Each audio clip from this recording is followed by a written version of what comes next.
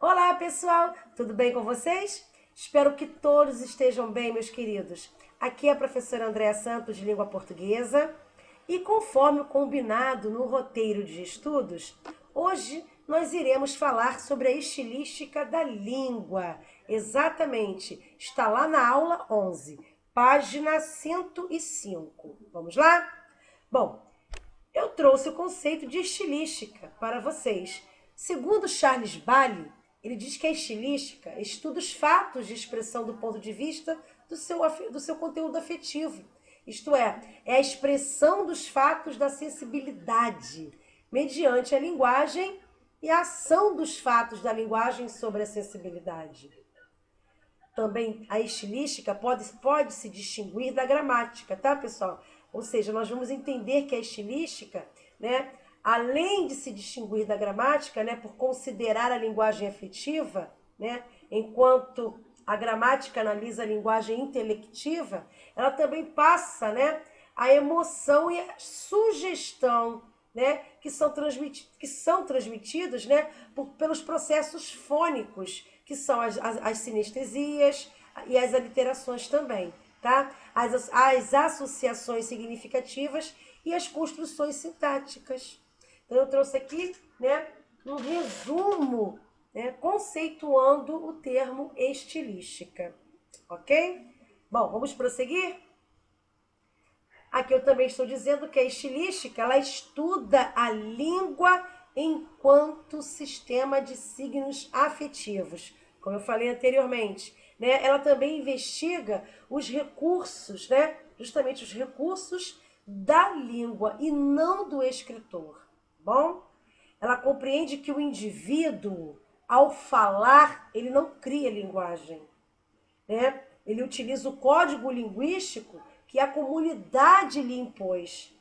Daí, né, vamos citar alguns tipos de estilísticas existentes. São elas a estilística fônica, a estilística sintática, a estilística mórfica e a estilística vocabular.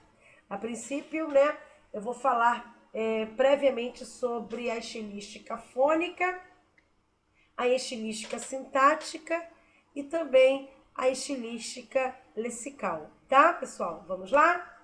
Então, eu vou fazer só uma introdução, né? Vou fazer uma breve introdução sobre os variados tipos de estilísticas, né? Entre eles, a fônica, a sintática e a lexical. E no próximo vídeo, nós entraremos, né, especificamente em cada tipo de estilística, ok? Detalhando melhor, né? Vamos lá? Bom, falando aqui sobre estilística fônica, né? Eu trouxe aqui algumas características para que vocês possam reconhecê-la, né? Dentro dos textos, né? Então eu coloquei aqui que além do ritmo e das rimas, né? Podemos apresentar alguns dos principais casos de motivação sonora, ou seja, dentro da estilística fônica, né, quando nós nos deparamos com o texto, né, se esse texto possuir, né, apresentar algumas aliterações, né, assonâncias, onomatopeias, né, nós dizemos que ali o autor trabalhou, né, a estilística fônica, porque é essa parte da estilística, né, a estilística fônica, que trabalha justamente, né, esses recursos que eu acabei de citar aqui. As aliterações, as assonâncias, as onomatopeias. Então, ele trabalha esse tipo de recursos dentro dos textos, ok? Então, eu coloquei aqui, ó, exemplo conhecido de aliteração da consoante ligodental sonora, né? V, né? Encontramos em Cruz e Souza. Então, um recurso muito explorado pelos simbolistas, né? Pelos poetas simbolistas. Então, eu peguei um trecho, né, do poema de Cruz e Souza para mostrar a vocês como acontece, né, as aliterações dentro dos textos. Aqui, nesse exemplo que eu trouxe, nós percebemos, né, a repetição, ou seja, o uso da literação, né?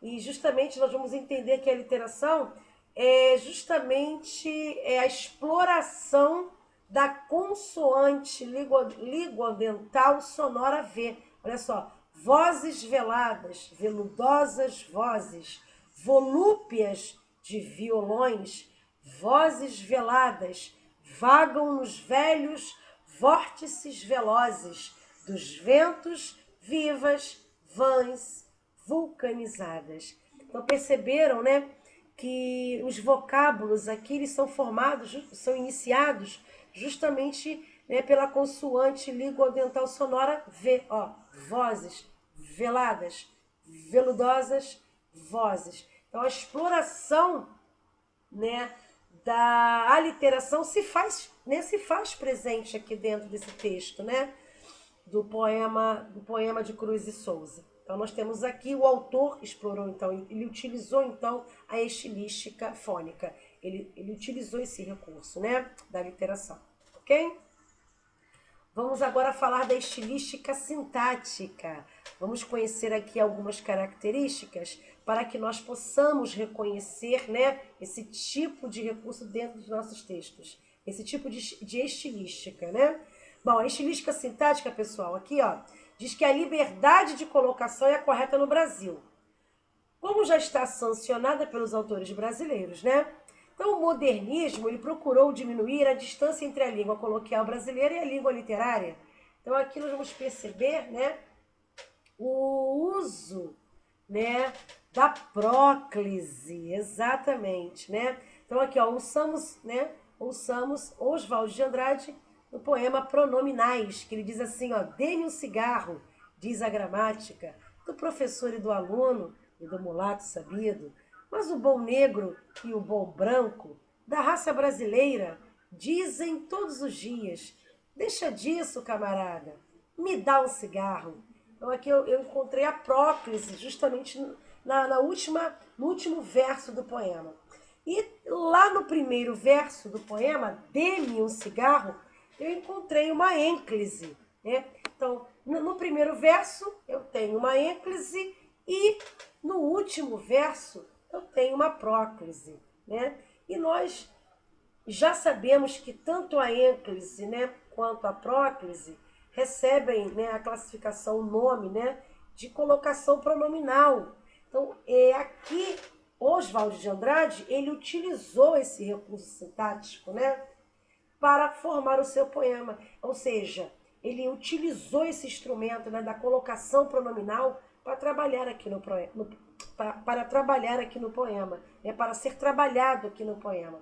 Então, aqui nós temos um exemplo de estilística sintática, justamente pelo fato do autor, né, Oswald de Andrade, se fazer utilizar, ele se fazer valer aqui, né, melhor dizendo, se fazer valer, né, a utilização da colocação pronominal, das colocações pronominais, né, que no caso são a ênclise e a próclise, ok?